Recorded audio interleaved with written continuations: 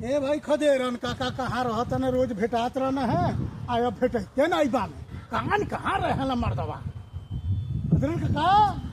अरे का हरे बुर बख्तराई का खदेरन काका खदेरन काका काका नमस्कार नमस्कार नमस्कार कहो का खोजत है हम कितने अरे खोजत हई हाँ कि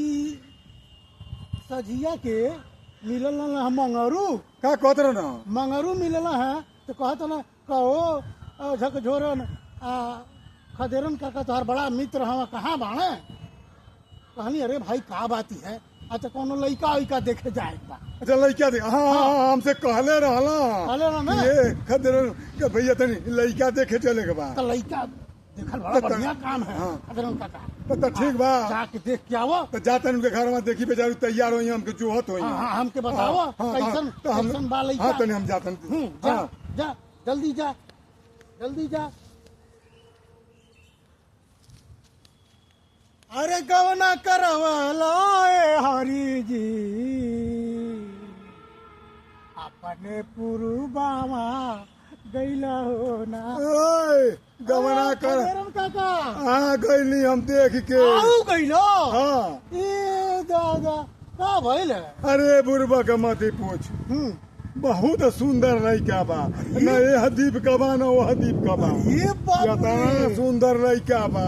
अरे मगरू वाह बड़ा बढ़िया लड़का देखल तब से हाँ मर्द तू नहीं अच्छा। न ये हदीप का बा न वो हदीप का बा कैसन भाई अरे बुरबा को गोर बताई बतावा सुन बीसम बीसम बीसम बीसम 20-60 एक का करे? 60 साल के बाद अरे बुरबा का तो दादा हो। हमार सुन बरता के दिसम अरे बाबू बा एक और ताकत है ना अरे बुरा का अखिया का काना बाए गो अरे दादा हो दादा। अब सुन बे हाँ। घर में चांद सूरज की ज्योति अरे बाबू बा छप्पर नहीं डालने बका अरे बुरबा के मत पूछ घर ओ नाई बा हे भगवान ओमे बरसे हीरा मोती अरे बाबू बा सब सब सूरज चांद के और ज्योति सुन में हम हाँ, घर में शोभे मोहरी माला अरे बाप हो बा नौलखा हार पहिरता का अरे नाई रे बुरो करे घेघा बा घेघा अरे काए मंगरू काका आ जूता पहिरे दिल्ली वाला अरे बा स्पेशल मंगा वाला का अरे बुरबा के नाही रे बुझता रे हाँ। ओकर गोड़वा दूनो फुल्लल बा तना ऊंच अरे बाप हो बा पानी जाए मंगरू